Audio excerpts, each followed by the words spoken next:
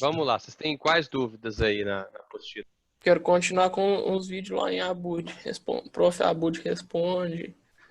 Tá gostando? Faz aquele jeito lá, ficou bacana. Então vamos lá, questão 6. Existem cidades no mundo cujo traçado, visto de cima, assemelha-se a um tabuleiro de xadrez. Considere um ciclista trafegando por uma dessas cidades, percorrendo inicialmente 2 km no sentido leste, seguindo por mais 3 km no sentido norte. A seguir, ele passa a se movimentar no sentido leste, percorrendo novamente 1 km e finalizando com mais 3 km no sentido norte.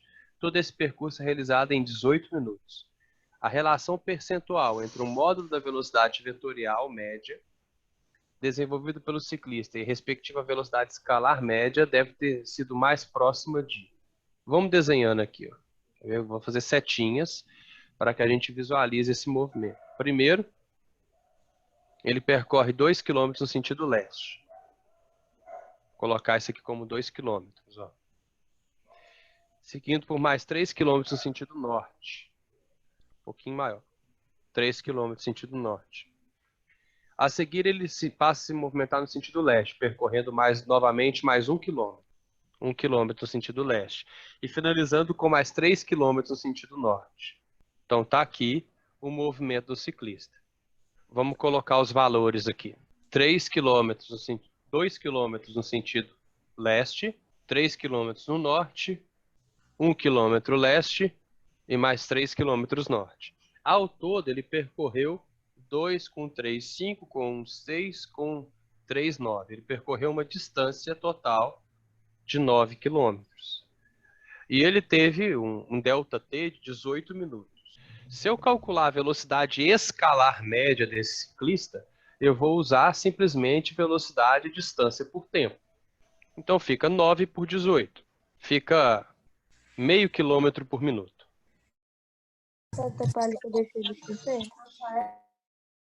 Beleza? Meio quilômetro por minuto. Essa é a velocidade escalar média dele. Porque eu usei a distância e dividi pelo tempo. Agora, a velocidade vetorial média dele é pegando essa sequência de vetores e ligando o primeiro ao final do último. Esse é o deslocamento desse carinha. Ou ΔS, né? Variação de posição. Mas não tem que transformar em hora, não? Pode deixar em minuto? Como eu vou fazer um comparativo entre as duas velocidades, se as duas estiverem em quilômetro por minuto, não faz diferença. Ah, tá. Então, imagina que esse ΔS, ele é a hipotenusa de um triângulo que tem 6 km na vertical e 3 km na horizontal, não é isso? Na horizontal ele andou 2 mais 1, 3. E na vertical ele andou 3 mais 3, 6. Então, o deslocamento desse carinha, se a gente fizer um teorema de Pitágoras, vai ficar assim, ó. Ô, Abud, essa distância na fórmula Deus vê tudo aí, ela não é em linha reta, não necessariamente em linha reta, né? Não, não é necessariamente linha reta. É a distância total que você percorre, fazendo curva, fazendo o que for. Então, aqui, ó, ΔS ao quadrado igual a 6 ao quadrado mais 3 ao quadrado. Então, ΔS ao quadrado é igual a 36 mais 9. ΔS ao quadrado é igual a 45. Então, se a gente tirar a raiz quadrada de 45, vai ficar quanto? 3 raízes de 5. 6,7, mais ou menos. Abud, Vai ficar aproximadamente 6,7 quilômetros. Pode falar, Maria. a velocidade escalar média sempre vai ser o deslocamento? Velocidade escalar média, você sempre usa a distância. Distância percorrida. Velocidade, aqui, ó, velocidade vetorial média, você usa o deslocamento. Então, vamos circular aqui, ó. Vetorial, você usa deslocamento. Escalar, você usa a distância. Beleza? Entendi, obrigado. Então, se eu calcular a velocidade Tem exercício vetorial que não média... fala velocidade. Aí, tipo, foi mal, Abud. Pode continuar. Não, pode falar. Tem exercício que não fala, tipo, se é escalar ou se é vetorial, só fala velocidade. Aí eu tenho que levar em consideração que é qual. Se falar só velocidade, é vetorial, porque a velocidade é uma grandeza vetorial. Se você falar assim, a velocidade, se for para ser escalar, você tem que especificar. Beleza. A velocidade de um corpo, ela é dada por variação da posição pelo tempo. Isso é a velocidade de um corpo. Em inglês é mais fácil, porque em inglês a palavra velocidade é velocity, ela é vetorial. E a expressão velocidade escalar, ela é speed. Então, são palavras diferentes que significam coisas diferentes, tá vendo? Em português tem esse probleminha. Então, a velocidade desse cara, a velocidade vetorial média, é o deslocamento dele dividido pelo tempo, né? Então, aqui, ó, o módulo da velocidade vetorial média desse cara vai ser 6,7, que é o valor do deslocamento, dividido pelo tempo, que é o mesmo. Dá 0,37 km por minuto. Uma é 0,5 km por minuto, a outra é 0,37 km por minuto. Então, vamos ver quem sobre quem. A relação entre o módulo da velocidade vetorial média, então eu vou pegar 0,37 dividido, né, desenvolvida pela velocidade escalar média, que é 0,50, é igual a quanto? 0,37 dividido por 0,74. 0,50 dá 0,74, ou 74%. Belezinha? Abud, Diga.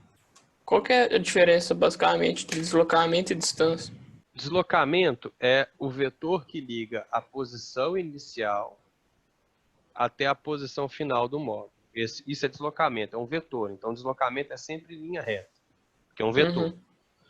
E a distância depende da trajetória.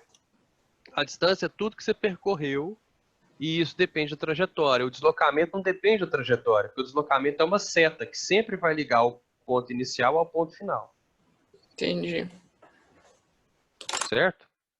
Imagina num círculo. Se o cara percorre meio círculo, a distância dele é metade do perímetro de um círculo e o deslocamento é o diâmetro do círculo. Eu tava lendo um livro aqui, tipo assim, essas noções que a gente tem de física desconsidera totalmente a física moderna, não é? Porque, tipo Sim, assim, espaço não é absoluto, tempo não é absoluto. sim, a gente desconsidera isso tudo. Agora deixa eu pegar a 9 aqui. Lud, Diga, pode falar. como é que é esse treino do círculo aí que você falou? Imagina um cara que faz um deslocamento, que ele percorre meio círculo. Então ele vai fazer meio círculo, não faz o círculo todo, ele faz só meio. Então a distância que ele percorre é metade do perímetro do círculo, mas o deslocamento dele é o diâmetro do círculo. Ah, tá. Não, Porque beleza. o deslocamento é da ponto inicial ao ponto final, né? Pode crer. Essa aqui é a 9 que vocês tiveram dificuldade? Isso mesmo, Abudão.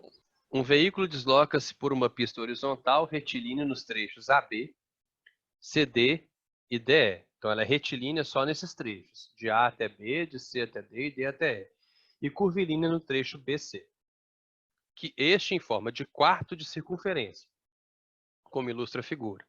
Partindo do repouso no ponto A, o referido veículo aumenta sua velocidade uniformemente até o ponto B. Então peraí. De A até B, eu tenho a presença de aceleração tangencial. Concorda? Porque ele aumenta a sua velocidade uniformemente até o ponto B. Se ele aumenta a sua velocidade uniformemente até o ponto B, essa aceleração tangencial ela é constante. CTS significa MRUV. constante. Não, é MRUV, isso mesmo. MRUV. Porque é retilíneo uniformemente variável. A partir do ponto B, ele mantém constante a velocidade adquirida até o ponto D. De D até E, ele reduz uniformemente sua velocidade até parar em E. Mas olha só, de B até C é um movimento curvilíneo. Mesmo de B até C não tendo aceleração tangencial, por quê? Porque ele mantém o módulo da velocidade constante de B até D, a aceleração tangencial é zero. Mas ele possui aceleração centrípeta, porque é um movimento circular uniforme. O módulo da velocidade é constante, mas ele está fazendo curva. Então aqui existe uma aceleração. que é a aceleração centrípeta. Tá? De C até D, ele está em linha reta e ele mantém o módulo da velocidade constante, porque no exercício fala que ele mantém o módulo constante de B até D. Então, CD está nesse ponto, está nesse intervalo. Ou seja, de C até D, a aceleração tangencial é zero e a aceleração centrípeta também é zero. Ou seja, a gente está no movimento retilíneo uniforme. De D até E, ele reduz uniformemente a velocidade até parar. A aceleração tangencial é diferente de zero e a aceleração centrípeta é zero, porque o movimento é retilíneo, né, de D até E. Onde que a gente tem aceleração? A gente tem aceleração em AB, a gente tem algum tipo de aceleração em AB, a gente tem aceleração em BC e a gente tem aceleração em DE. Um dos dois tipos, né? Não importa qual. Aqui a gente tem tangencial em AB, em BC a gente tem centrípeta, em CD a gente não tem nenhuma, e em DE a gente tem tangencial. Alguém me chamou aí? Pode perguntar. Fui eu. Por que que de A até B não é MRU? Porque de A até B ele aumenta, que, ó, partindo do repouso no ponto A, o referido veículo aumenta a sua velocidade uniformemente até o ponto B. Então ele tem aceleração tangencial, porque a velocidade dele vai aumentando com o tempo. Tá. Obrigada. Tá bom? Quando ele chega em B, a tangencial para de aumentar, a velocidade para de aumentar, some a tangencial, mas ele faz curva, então tem centrípeta. Então, ó, o valor absoluto da sua aceleração vetorial está qualitativa e corretamente representado na alternativa. De A até B, a aceleração tangencial é diferente de zero e ela tem um valor constante. Então, não pode ser letra A, porque aqui está falando que a aceleração está aumentando, tá vendo? Nem letra B, nem letra D. Então, ou é letra E, ou é letra C. Esse gráfico da quando sobe a aceleração caracteriza qual movimento? Não, porque, olha só, por que que a aceleração em BC é um pouquinho maior do que a aceleração em AB? Não, eu Porque a tô falando aceleração... que sobe no AB, igual você botou o Ah, tá, X aí. entendi. Seria um movimento variado. Ele não é uniformemente variado, ele é só variado. Beleza. Beleza? Por que que a aceleração em BC é um pouquinho maior do que a aceleração em AB? Porque a aceleração centrípeta, ela envolve a velocidade ao quadrado. Então, a aceleração centrípeta é a velocidade linear tangencial ao quadrado dividido pelo raio. Provavelmente ela vai dar um valor um pouquinho maior. De A até B eu possuo uma aceleração. De B até C eu também possuo uma aceleração. De C até D eu não tenho aceleração, as duas são zero, então a aceleração é zero. E de D até E eu possuo uma nova aceleração, que no caso é tangencial. Alternativa correta, letra C. Tá? Aqui na letra E está falando que em B e C eu também tenho zero de aceleração, eu não tenho zero. Porque de B até C eu tenho movimento circular uniforme, eu preciso ter aceleração centrípeta. Pode perguntar. Pode falar, Bruno. Eu queria saber só por que de D para E é o mesmo valor de B para C, tipo assim, no gráfico. Está mais alto do que A para B. Assim, o movimento não faz sentido, né? Deveria ser o mesmo valor de A até B. Porque o tanto que ela ganhou de velocidade aqui, ela vai perder daqui até aqui. Tá? Um erro de... Oi. Então, um gráfico nunca pode representar uma curva sem aceleração. A trajetória nunca pode ser curva sem aceleração. Então, igual, tipo, sei lá, corrida de carro, assim, que a pista é oval ou circular. Sempre tem aceleração. Aceleração o tempo inteiro, mesmo que a velocidade seja constante? Isso, porque para mudar a direção e o sentido da velocidade, né? Você precisa de aceleração. O Guilherme perguntou assim, peraí, só rapidinho. As acelerações são constantes e as velocidades são variadas? Sim, Guilherme. O que é uma aceleração constante? Aceleração constante significa que o corpo está ganhando velocidade uniformemente. Então imagina que assim, a velocidade dele é 2 metros por segundo, aí depois ela passa a ser 3 metros por segundo, depois ela passa a ser 4 metros por segundo, 5 metros por segundo. Isso significa o quê? Que a velocidade está aumentando, mas a aceleração é constante. Quanto que é a aceleração aqui? Quanto que é a variação de velocidade? Sempre 1 metro por segundo ao quadrado. Vamos imaginar que a gente tem 1 segundo de intervalo aqui entre cada mudança de velocidade, tá vendo? Então eu tenho uma aceleração constante, uma taxa de aumento constante ou de diminuição constante, porém eu tenho uma velocidade variada. É isso que significa. Quem quer perguntar agora também? Eu. Diga. Tipo assim, de A até B, a aceleração tá aumentando, não tá? Porque é MRV. Não, a velocidade está aumentando. Por que que não a aceleração? Ah, tá. Porque é MRV. Porque não fala aumenta. que o veículo aumenta a sua velocidade uniformemente até o ponto B. Então é isso que eu representei aqui embaixo, tá vendo? A velocidade Uhum. aumenta uniformemente, significa que a aceleração tem valor constante. Esse gráfico tá representando a aceleração, não tá? Isso, o valor absoluto da aceleração está qualitativa e corretamente representado na alternativa. Aí na Então, alternativa C, a aceleração de A até B ela não aumenta, não, né? Fica constante. não, ela é constante. O que está aumentando seria a velocidade, né? Entendi. Se a gente fosse fazer um gráfico de velocidade em função do tempo, como é que ia ficar? Se fosse um gráfico de velocidade em função do tempo. Aí a gente tem assim, A, B, Aí ia ser tipo o gráfico A lá. C, D. Ia ser assim, ó. De A até B a velocidade aumenta, de B até C, de C até D ela mantém constante e de D até E ela diminui. Mas Se o fato fosse de um ser gráfico de circular não velocidade modifica, por não? tempo. O módulo da velocidade não muda aqui, ó. A partir de B ele mantém constante a sua velocidade. Então, se eu fizesse um gráfico de módulo de velocidade em função do tempo, de B até D, o módulo da velocidade seria constante. Ele ia aumentar de A até B e diminuir de D até E. Então, sempre que tem essa rampinha aí é que não é constante. É Isso. só variável. Ah, Se um valor aumenta, né, ele dá uma rampinha para cima ou para baixo. Ó, Abud.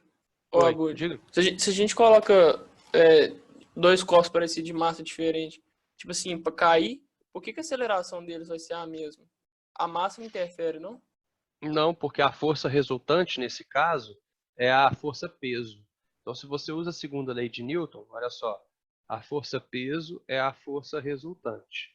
Força-peso é massa vezes a aceleração da gravidade. E a força resultante é massa vezes a aceleração. Ou seja, a massa não influencia. A aceleração de todo o corpo em queda é igual à aceleração da gravidade. É lógico que isso só é verdade No vácuo. se for queda livre, né? Ah, é queda livre, falei errado. Vácuo, queda livre. A queda livre, ela leva em consideração que não tem resistência do ar. Nossa, beleza. Beleza? Uma questão de som tem simulado. Deixa Nem eu fazer agora a 2. Alguém perguntou. Sim, aquela Pediu da bola lá, que o cara chutava e foi o gol impossível lá.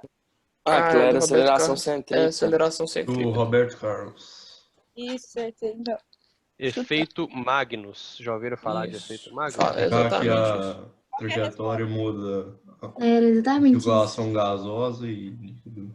A gravidade é só uma consequência. Ô, Abud, se, vamos supor, o chute tivesse pegado uma aceleração centrípeta muito forte, por algum acaso, assim, poderia ficar rodando a bola? Como No assim, lugar rodando? dela ter rodando. No lugar dela ter uma trajetória reta, ela ficava rodando devido à aceleração centrípeta. Isso é muito forte.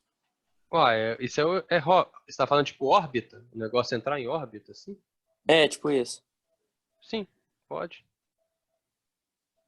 é, Isso é exatamente a ideia de entrar em órbita. O que você falou, Bruno? Pra você testar pra nós. Chutar uma bola aí. Ah, beleza. Salvando aqui a figura para vocês. Fica mais fácil trabalhar em cima dela. Ô, Abud, quanto maior o raio... Você tinha falado um negócio assim, quanto maior o raio, acho que a aceleração é maior, um negócio assim. Você falou isso? Isso é por Quanto causa maior da... o raio, menor a da aceleração, né? Porque é aceleração. inversamente proporcional. Essa aqui que é a 2, né? É uma questãozinha do Enem, que já caiu. Um professor utiliza a história em quadrinhos a seguir para discutir com os alunos, com os estudantes, os movimentos de satélites. Nesse sentido, pede a eles que analisem o movimento do coelhinho, considerando o modo da velocidade constante. A Mônica arremessa o coelhinho no Cebolinha, ela erra. Só que ela imprimiu uma velocidade tão grande que o coelhinho deu uma volta na Terra, ou seja, fez um movimento circular e acertou a cara do Cebolinha depois. Fez um movimento orbital aqui. Ó. Nesse tipo de movimento, ó, desprezando a existência de forças dissipativas, o vetor aceleração tangencial do coelhinho no terceiro quadrinho é... Aí você volta aqui, ó, nesse sentido, pede a eles que analisem o movimento do coelhinho, considerando o módulo da velocidade constante. Então, quando um objeto está fazendo um movimento circular, tipo esse coelhinho, está fazendo um movimento circular aí, ó, né, vamos supor, no terceiro quadrinho ele está mais ou menos aqui, né? Ó. Nesse ponto que o coelhinho está no terceiro quadrinho, ele possui módulo de velocidade constante. A velocidade dele, então, ao longo desse movimento, ela é tangencial, tangencia a trajetória, e ela possui módulo constante. Mas para ele fazer esse movimento circular, ele precisa de uma aceleração, que a gente já chamou de aceleração centrípeta. Essa aceleração centrípeta, ela faz um ângulo de 90 graus com a velocidade, aponta para o centro da trajetória, mas ela tem uma característica muito clara, ela não muda o módulo da velocidade. Ela é responsável por mudar somente a direção e o sentido. Então, se o coelhinho tem o módulo da velocidade constante, a aceleração tangencial dele é zero. Ele tem uma aceleração, que é a aceleração centrípeta, mas ele não tem tangencial. Por quê? Porque o módulo da velocidade dele é constante. Então, nulo. Se variasse, o vetor aceleração estaria onde aí nesse desenho, Abud? Vamos supor, tá, que o módulo da velocidade do coelhinho diminuísse. Beleza? Então ele teria uma aceleração tangencial contrária à velocidade. Vamos supor para cá. Né? Então ela teria uma aceleração resultante na soma desses dois vetores de aceleração, que seria mais ou menos aqui. Ó. Essa seria a aceleração resultante do coelhinho. Isso se ele tivesse aceleração tangencial. Mas a gente viu que nesse caso ele não tem, porque o módulo da velocidade é constante. Abud, eu não entendi muito bem por que é zero. Qual é a aceleração que muda o módulo da velocidade? É tangencial. A aceleração centrípeta ela serve só para mudar direção e sentido. Ah, tá. Uhum. Beleza? Entendi. Aí, Ah, pelo Bud. fato de estar falando Oi. que a velocidade é constante, aí não é, né? Desculpa, É. Thaís. Não, relaxa. Deixa eu só responder o Guilherme aqui rapidinho, só para Beleza. eliminar as outras, tá? Paralelo à sua velocidade linear e no mesmo sentido. Se fosse paralelo à sua velocidade linear e no mesmo sentido, ele estaria no movimento acelerado. Paralelo à sua velocidade linear e no sentido oposto. Aí ele estaria no movimento retardado, circular retardado. Perpendicular à sua velocidade linear e dirigido para o centro. Isso é exatamente a aceleração centrípeta do coelhinho. Ele está perguntando qual é a aceleração tangencial do coelhinho, e não qual é a aceleração centrípeta. E a letra E, perpendicular à sua velocidade linear e dirigido para fora. Isso não existe. Aceleração dirigida para fora. Seria uma aceleração centrífuga, que é uma invenção da autoescola, que não existe na realidade. Fala, quem ia falar agora? Eu. Diga. Aceleração centrípeta aí nesse caso é tipo a força gravitacional da Terra, não é? Isso. Quem faz o papel de força de aceleração centrípeta aqui é a aceleração gravitacional da Terra. Isso mesmo. Velocidade linear e velocidade tangencial seria a mesma coisa? Isso. Velocidade linear e velocidade tangencial é exatamente a mesma coisa. São dois termos para a mesma coisa. A aceleração centrífuga, ela é ela faz parte de uma força fictícia. Ela só aparece em referenciais não inerciais, que a gente não trabalha agora no segundo grau. Tá? Então, não existe para nosso trabalho aqui no segundo grau. Beleza? O Leandro perguntando de qual aula que é isso. É a aula de cinemática vetorial. Tem no YouTube. Resolve a 4, Abud. E tem também no IGTV. Eu postei lá no meu IGTV também. A 4? A 4 proposta. Então, a 4. A trajetória de uma partícula representada na figura é um arco de circunferência de raio 2 metros, percorrido com velocidade de módulo constante de 3 metros por segundo. o módulo da aceleração vetorial dessa partícula nesse trecho em metros por segundo ao quadrado é, velocidade de um módulo constante. Então, primeira coisa, né? A trajetória é um arco de circunferência de raio 2 metros. Significa que a aceleração centrípeta é diferente de zero, né? Porque é um arco de circunferência. A aceleração centrípeta só é igual a zero se a trajetória for retilínea. Mas ele possui uma velocidade de módulo constante. Então, se o módulo da velocidade é constante, a aceleração tangencial é igual a zero. Eu sei calcular a aceleração centrípeta. A aceleração centrípeta é igual a velocidade ao quadrado dividido pelo raio. Só substitui os valores. Eu odeio cristão. Velocidade é 3 metros por segundo e o raio é 2. Então vai ficar 9 dividido por 2. Vai Aí, ficar se tivesse 4,5 outra, metros por segundo. Pode falar. se tivesse outra aceleração, teria que fazer que resultante de vetor? Teria. Teria sim. Essa aceleração tangencial, quando ela existir, você vai calcular de maneira simples mesmo, aquela variação de velocidade, do módulo da velocidade, na variação de tempo. Mas aqui não, aqui só tem aceleração centrípeta, e a gente calculou 4,5 metros por segundo, alternativa D. Mas aí, por exemplo, nessa forma de aceleração, variação de velocidade. Aí eu É pego a a variação do velocidade que... módulo da velocidade. Então, mas aí eu teria uma velocidade tangencial e também uma circular, não? Não, não. A velocidade é sempre tangencial. Sempre. Guilherme, essa aceleração, todas as duas acelerações são vetores. Então a gente calculou a aceleração vetorial dela, nesse caso, dessa partícula, é uma aceleração centrípeta. Imagina que ela está aqui. Essa aceleração aponta para o centro da trajetória e faz um ângulo de 90 graus com a velocidade. Certo? Então, tanto a aceleração centrípeta quanto a aceleração tangencial são grandezas vetoriais. Nesse caso, a única que existe é a centrípeta. A tangencial só vai existir se houver mudança no módulo da velocidade. Ô, Abud, Beleza? Pode falar. o fato da Terra ser esférica não quer dizer que tem velocidade, aceleração centrípeta em todo o movimento, não? Tem, sim. Se a gente fosse analisar a Terra de um referencial de fora, todo o movimento seria dotado de aceleração centrípeta. Mas como a gente pode falar que a gente está na superfície da Terra, então a gente está parado em relação aos outros objetos, a gente pode analisar o movimento como se fosse retilíneo, por exemplo. Entendi. Beleza? Beleza. Tem mais alguma aí? A3, a Eduardo tá pedindo aí pra fazer A3. 3, tá.